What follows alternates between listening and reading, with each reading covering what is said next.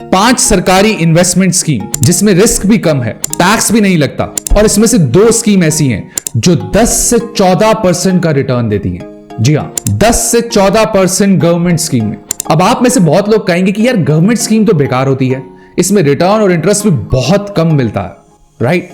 लेकिन आज की ये वीडियो देखने के बाद आपकी ये सोच बदल जाएगी। तो चलिए वीडियो शुरू करते हैं। तो हमारी पहली स्कीम है RBI floating rate saving bond. अब आप में से बहुत लोगों ने इसका नाम तक नहीं सुना होगा। आरबीआई सेविंग बॉन्ड एक गवर्नमेंट बैक्ड सेविंग स्कीम है जो स्पेशली बनाई गई है इंडियन इन्वेस्टर्स के लिए, ताकि उनको एक कॉम्पिटिटिव इंटरेस्ट रेट मिल सके सरकारी गारंटी के साथ। इस स्कीम में आपको इंटरेस्ट रेट हर 6 महीने बाद मिलता है सीधा आपके बैंक अकाउंट में। अगर इसके करंट इंटरेस्ट की बात करें तो वो है 8.05%। इस स्कीम का इंटरेस्ट रेट फिक्स नहीं, फ्लोटिंग होता है। उसका रीजन ये है कि आरबीआई ये नहीं चाहता कि आप एक इंटरेस्ट में लॉक हो जाए। आरबीआई हर 6 महीने के बाद ये इंटरेस्ट रेट रिवाइज करता है मार्केट और महंगाई के हिसाब से। आप इस बॉन्ड में मिनिमम इन्वेस्टमेंट 1000 की कर सकते हैं और मैक्सिमम की कोई लिमिट नहीं है। अब आते हैं एलिजिबिलिटी पे, यानी कौन कौन इस स्कीम में इन्वेस्ट कर सकता है। इस स्कीम में कोई भी Indian resident, Hindu undivided family और कोई माइनर के बेस पे भी इन्वेस्ट कर सकता है। लेकिन अगर आप एक एनआरआई हैं तो आप इस स्कीम में इन्वेस्ट नहीं कर सकते। अब बात करते हैं लॉक इन पीरियड की।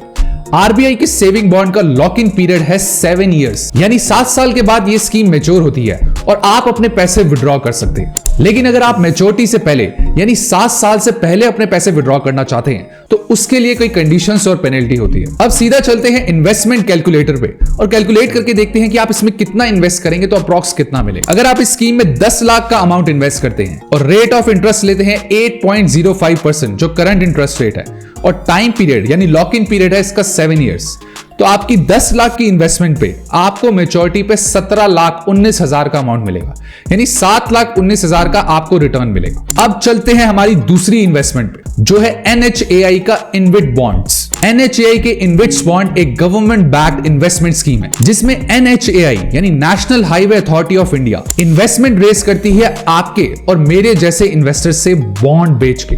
इस इन्वेस्टमेंट का यूज किया जाता है हाईवे बनाने के लिए, एक्सप्रेसवे बनाने के लिए, टोल्स बनाने के लिए या इन सबको मेंटेन करने के लिए। ये बॉन्ड्स AAA कैटेगरी के होते हैं, यानी ये बॉन्ड्स 100% सेफ होते हैं। इन बॉन्ड्स में आपको 8.5% यानी 8.5% का रिटर्न मिलता है, जो कि बहुत ही बढ़िया है। आप इस बॉन्ड में मिनिमम 10,000 इन्वेस्ट कर सकते हैं और मैक्सिमम 50 लाख तक के बॉन्ड खरीद सकते हैं, और ये बॉन्ड बिल्कुल टैक्स फ्री होते हैं। लेकिन अगर आप एक एनआरआई हैं तो आपको टीडीएस देना पड़ेगा।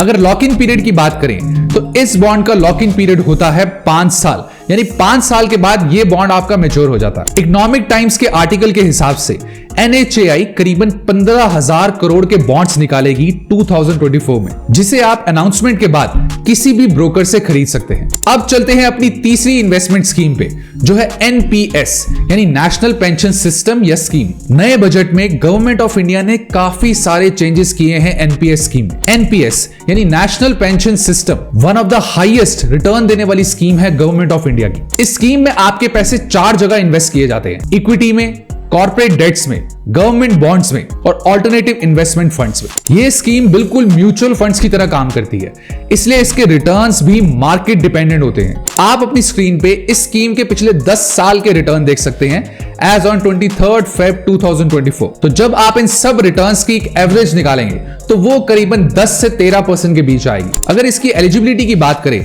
तो एनपीएस में 18 साल से लेकर 70 साल तक के लोग इन्वेस्ट कर सकते हैं, और इस स्कीम में आप मिनिमम 500 रुपए और मैक्सिमम की कोई लिमिट नहीं है। अगर लॉक इन पीरियड की बात करें तो एनपीएस का सबसे बड़ा ड्रॉबैक यह है कि आपको अपने पैसे 60 साल के होने के बाद यानी रिटायरमेंट एज में मिलते हैं।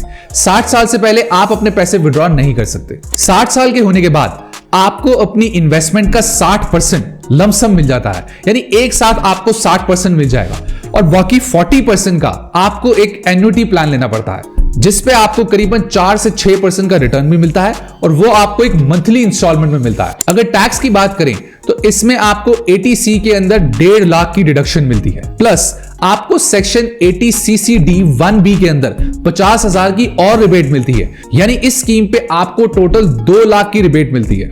अब चलते हैं अपनी चौथी स्कीम पे जो है sovereign gold bonds. Sovereign gold bonds digital gold है, यानी एक तरह से आप सोना ही खरीद रहे हैं लेकिन उसको डिजिटल फॉर्म में खरीद रहे हैं और बॉन्ड्स के फॉर्म में। ये बॉन्ड्स आरबीआई इशू करता है साल में 5 से 6 बार गवर्नमेंट ऑफ इंडिया की तरफ से। ये बॉन्ड्स आपको सोने के रेट पे ही मिलते हैं, यानी जो भी 24 कैरेट गोल्ड का रेट होता है उसी पे इसका रेट डिसाइड होता है। सिर्फ यही नहीं, आपको इस बॉन्ड पे हर साल 2.5% का इंटरेस्ट भी मिलता है, यानी जो गोल्ड का एप्रिसिएशन होगा, जैसे गोल्ड का रेट मिलेगा वो तो आपका बढ़ेगा ही, प्लस आपको 2.5% का एक्स्ट्रा रिटर्न भी मिलेगा जो साल में 2 बार सीधा आपके अकाउंट में आएगा। इस बॉन्ड पे किसी भी तरह का टैक्स नहीं लगता, ना ही कोई जीएसटी, ना ही कोई कैपिटल गेन टैक्स। एसजीबी का पहला बॉन्ड 2016 में आया था, तो 2016 से अब तक उसने करीबन 13% का रिटर्न दिया है, विच इज एक्सीलेंट। आप एक फाइनेंशियल ईयर में मिनिमम 1 ग्राम सोने की जितनी वैल्यू होती है उतने का बॉन्ड खरीद सकते हैं। जैसे मान लीजिए 1 ग्राम सोना 6000 का, तो आप 6000 का बॉन्ड मिनिमम खरीद सकते हैं,